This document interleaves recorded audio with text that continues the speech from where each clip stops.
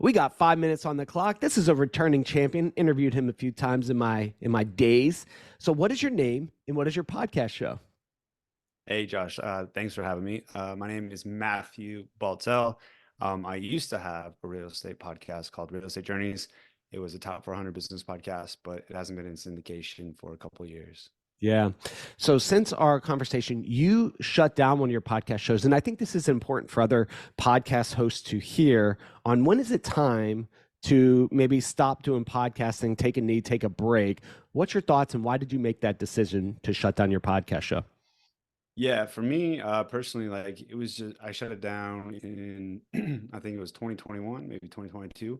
But one of the reasons why I shut it down is it just wasn't serving me. It was it was becoming stressful. I was living abroad.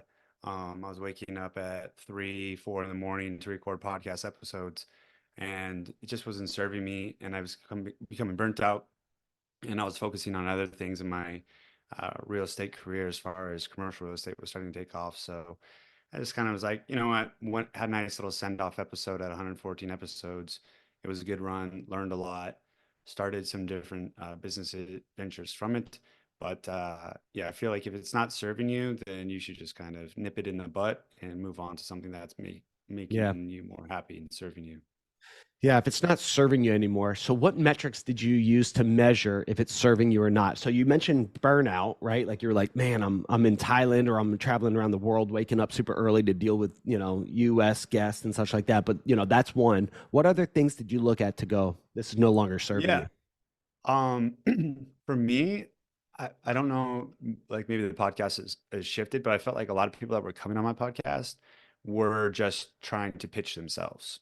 And so when they're like, I'm here to raise capital, I'm here to sell myself. And I was just like, I don't want to do this. Like, I felt like I was just like giving you a microphone to like blast yourself. But I mean, yeah, downloads were going up and everything was great. But at the end of the day, like, I wasn't utilizing it, I guess, to its full advantage. Like I wasn't seeing enough inbound, and the work wasn't necessarily paying off, and so I just decided to pull the plug. Yeah, I understand. Yeah, I've had to. I'm in the process of putting a bullet in one of mine right now, and it's hard because you've invested time. You've made all these great connections. You created all this content, and then you say goodbye. How did you send off your podcast? How did you say goodbye?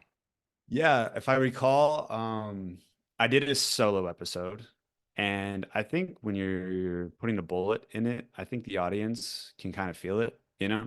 Like Yeah. if you've done it for a year or so, you might have a good little run, and then maybe you might miss a week, and then you can slowly kind of feel it, and you're just like, listen, like you guys can feel it, I can feel it. Let's just call a spade here and shake hands amicably and walk away.